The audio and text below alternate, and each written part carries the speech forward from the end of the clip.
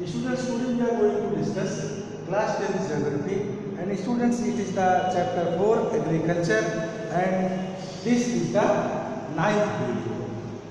9th part हम लोग discuss करने जा रहे हैं बच्चों। इसको डिस्कस करने के पहले थोड़ा हम लोग रिकैप देखेंगे। लास्ट वीडियो में बच्चों हम लोग ने क्या देखा था। लास्ट वीडियो में मुख्य रूप से हम लोग ने एग्रीकल्चर से रिलेटेड फार्मर के लिए किस तरह की special technological and institutional system improvements ने मैनेज किया जिससे इनका इम्प्रूवमेंट हुआ। लास्ट वीडियो में हम लोग ने इस पर चर्चा किया था किस तरह से गवर्नमेंट्स ने क्या नए सिस्टम, नई technology, green revolution, white revolution and other technological improvement लाया, जिस कारण से क्या हुआ, improvement production of the farmers. And students, what we are going to understand under this video. इस वीडियो में भी हम लोग उसी से रिलेटेड उसी टॉपिक को आगे बढ़ा रहे हैं, किस तरह से फार्मर्स को एक्स्ट्रा बेनिफिट करने के लिए गवर्नमेंट्स ने after independence many extra rule also has been manage. वो कौन कौन रूल्स थे, क्या व्यवस्था थी बच्चों? इसमें एक था भूदान मूवमेंट, ग्राम दान movement and blood less revolution. ये भूदान मूवमेंट, ग्राम दान मूवमेंट, कुछ नाम से समझ में आ रहा होगा आपको। भूदान, भूदान मीन्स भू लैंड डोनेशन, ग्राम दान, ग्राम मीन्स चना, दान नो चना दान कहाँ से कहा जाएगा, ग्राम, गांव, village. Now we try to discuss on this point. तो हम लोग इस वीडियो में इसी टॉपिक पे चर्चा करेंगे कि भूदान क्या था, ग्राम दान क्या था और ब्लड लेस रेवोल्यूशन क्या था। What was the use and importance to this topic for the especially farmers and production of farmers? Which types it was beneficial in favor of the farmers? So students, first we try to discuss about Bhudan. It is the matter of related to Gandhi ji. Gandhi ji के समय से related ये event है, घटना है, revolution है, जिसने एक नया किसानों के लिए व्यवस्था दी। तो बच्चों क्या था, भूदान और ग्रामदान। आप देखिए, महात्मा गांधी डिक्लेयर विनोबा भावे, विनोबा भावे को गांधी जी ने क्या किया, डिक्लेयर किया। क्या डिक्लेयर किया? As his spiritual heir. Spiritual heir क्या है बच्चों? ये आध्यात्मिक उत्तराधिकारी। अपने अध्यात्म से रिलेटेड सारी प्लानिंग, सारी उनकी जागरूकता, अवेयरनेस, इसको आगे बढ़ाने का कार्य अगर किसी को देने का कार्य उन्होंने किया तो विनोबा भावे को दिया। Vinoba Bhave was really as a very different types of reformers. तो एक सोशल रिफॉर्मर्स थे, गांधी जी के बहुत ही क्लोज थे, गांधी जी की मैक्सिमम एक्टिविटीज की जानकारी रखने वाले व्यक्ति थे।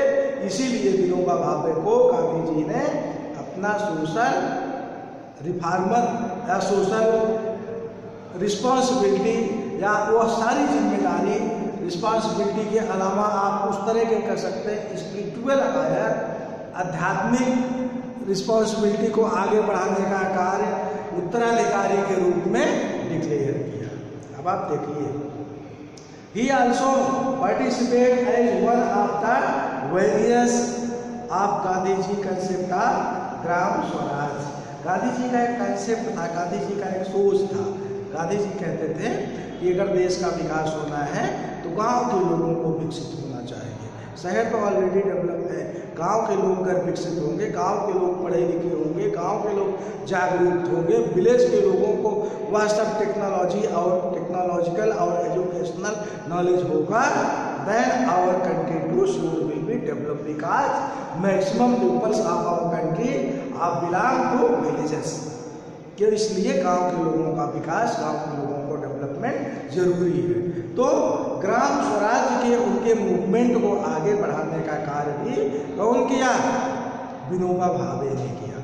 किस तरह से किया? उन्होंने किया पद यात्रा। पद यात्रा, व्हाट इज मीन्स ऑफ पद यात्रा?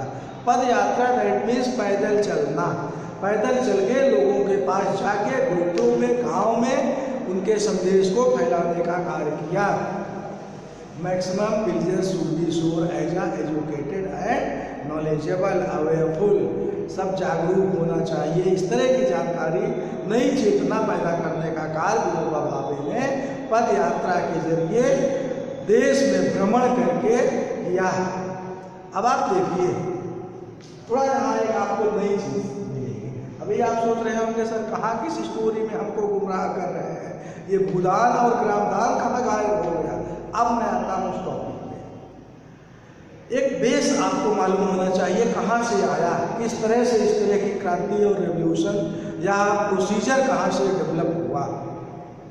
तो गांधी जी ने जो अपना कार्य स्पिरिचुअल उत्तराधिकारी के रूप में इनको डिक्लेयर किया, ये पद यात्रा से गांव में, शहर शहर, गांव लोगों को जागरूक करने का कार्य करना शुरू किया।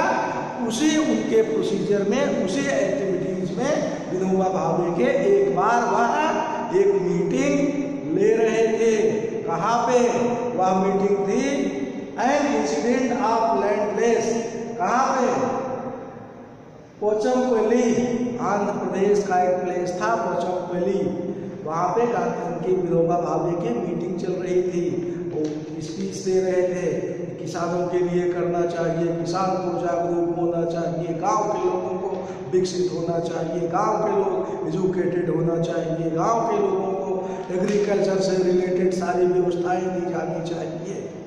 इस तरह की स्पीच चलने के दौरान लगभग इंडिंग पोजीशन पे वो even landless farmers have to stand and say, एक किसान उस लास्ट में खड़ा हुआ और उसने कहा, sir I also agree with you, हम आपकी व्यवस्था के साथ सहमत हैं, but what can I do, we have no any piece of land, हमारे पास लैंड का टुकड़ा ही नहीं है, हम ही नहीं, हमारे जैसे बहुत सारे फार्मर्स हैं जिसके पास लैंड नहीं है। How can I survive our life, हमारा जीवन यापन कैसे संभव होगा, किस तरह से हमको आप उचित खेती मार्ग निर्देशन देंगे उसको, व्हाट आई विल डू, उस सिस्टम को, उस टेक्नोलॉजी को मैं क्या करूंगा जब मेरे पास लैंड नहीं है। तो इस तरह की बात को सुन के विनोबा भावे ने विचार किया। तुरंत उन्होंने कहा, I will try to discuss your topic in our other topics, लोगों के बीच में, लोगों और सीनियर ग्रुप के बीच में हम इसको चर्चा करेंगे। उस मीटिंग में उन्होंने कहा कि लैंडलेस आप लोग जो है उससे संबंधित कुछ कार्य हम करने का कार्य करेंगे। उसी मीटिंग में उन्होंने चर्चा कर रहे थे। इसी बीच में एक उसी मीटिंग में बैठे थे कौन, श्री रामचंद्र रेड्डी, ये बहुत बड़े लैंड लॉर्ड थे, इनके पास बहुत जमीनें थी। इन्होंने क्या किया, announcement of Shri Ramchandra Reddy to give 80 acres of land to the distributed to 80 landless villages. अपने 80 एकड़ लैंड को उन्होंने वही अनाउंस कर दिया कि हम 80 किसानों के बीच में, फार्मर्स के बीच में डिस्ट्रीब्यूट करने का अनाउंसमेंट करते हैं। मैं 80 किसानों को अपनी 80 एकड़ जमीन बांट रहा हूँ। तो इस तरह उन्होंने अनाउंस कर दिया। लोगों में एक नई व्यवस्था आई। क्या हुआ? भूदान, भूदान। यहाँ पे भूदान करने का कार्य उन्होंने किया। 80 लैंडलेस फार्मर्स को 1 एकड़ के अकॉर्डिंग 80 एकड़ लैंड डोनेट की गई। This act was known as Bhoodan. इस एक्ट को, इस कार्य को भूदान के रूप में कहा गया। You try to understand this is the as a story, but it is the fact. What was the background of the भूदान? अब आप थोड़ा आगे बढ़ के ग्रामदान पे आ जाइए बच्चों। What was the Gramdan movement? Gramdan movement के लिए बच्चों later he travel and introduce his idea with all over the India। अब आप देखिए, इसके बाद इस आइडिया को धीरे धीरे आगे बढ़ाते बढ़ाते इन लोगों ने, विनोबा भावे ने और रेड्डी ने ऑल ओवर इंडिया में फैलाने का कार्य किया। Some zamindars, owners and many villagers offer to distributed some villagers among the landless. इसके बाद यह एक रूपरेखा की तरह चल पड़ी, एक लहर की तरह व्यवस्था चल पड़ी। बहुत सारे बड़े लैंड ओनर, प्रॉपर्टी मालिक क्या करना शुरू किए, अपनी जमीन को दान करना शुरू कर दिए, किसानों के बीच में डिस्ट्रीब्यूट करने का कार्य शुरू कर दिए, लैंडलेस फार्मर को देने का कार्य शुरू कर दिए। इट वाज नोन एज, इसको क्या कहा गया, इस व्यवस्था को जिसमें लोगों ने लगातार दान करना शुरू कर दिया। पूरे इंडिया में बहुत सारे प्लेसों में बहुत सारे ऐसे भूस्वामी थे जिसके पास कई गांव था, कई गांव के जमींदार थे, 20, 25, 20, 17 more than village also was control 1%।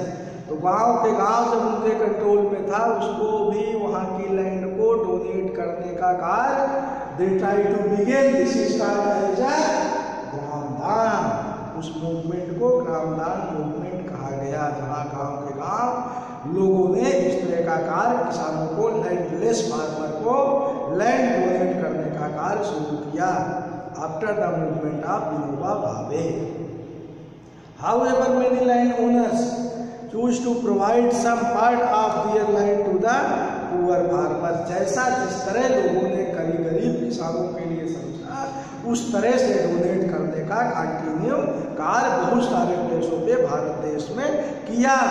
But in here we try to understanding why this movement is run in so speedily. थोड़ा आपको समझना है इस तरह का मूवमेंट अचानक जोर कैसे पकड़ लिया।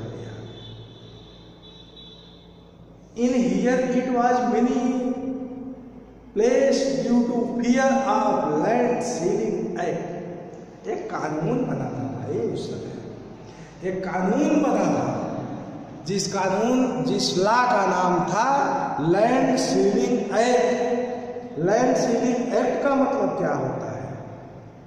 लैंड सीलिंग एक्ट का मतलब होता है कि जिस व्यक्ति के पास अधिक लैंड होगी उसकी लैंड सील कर दी जाएगी, सरकार सीज कर देगी, अपने कंट्रोल में ले लेगी, अपने कंट्रोल में लेने के बाद अपने अकॉर्डिंग डिस्ट्रीब्यूट करेगी। This was land ceiling act. तो इस लैंड सीलिंग एक्ट के भय से और इस जागरूकता के कारण लोगों ने इस तरह का कार्य किया। ब्लडलेस रेवोल्यूशन, ब्लडलेस रेवोल्यूशन, इस रेवोल्यूशन को ब्लडलेस कहा गया। इसी रेवोल्यूशन को क्यों? दिस भूम दान ग्राम दान movement initiated by Vinoba Bhave and the name of this revolution is known as bloodless revolution. इतनी बड़ी क्रांति हो गई, लोगों को इस बड़े रेवोल्यूशन के बाद बहुत सारे लोगों को लैंड मिलने लगा, बहुत सारे लोगों को लैंड चला गया विदाउट ब्लडलेस, किसी तरह का खून खराबा नहीं हुआ, without any blood relation, blood relation भी नहीं देखा गया, लोगों ने डोनेट करने का कार्य किया। So this movement is called as a bloodless revolution. इसीलिए इस रेवोल्यूशन को, इस मूवमेंट को ब्लडलेस रेवोल्यूशन के नाम से जाना गया। Students, this was the video specially related to the Gramdan movement regarding to the bloodless revolution. बच्चों, आगे point important topic we will discuss in next video. अगले वीडियो में बच्चों हम लोग और टॉपिक पे डिस्कस करेंगे। सो तब तक के लिए बाय बच्चों and thanks to all of you. Thanks to again बच्चों।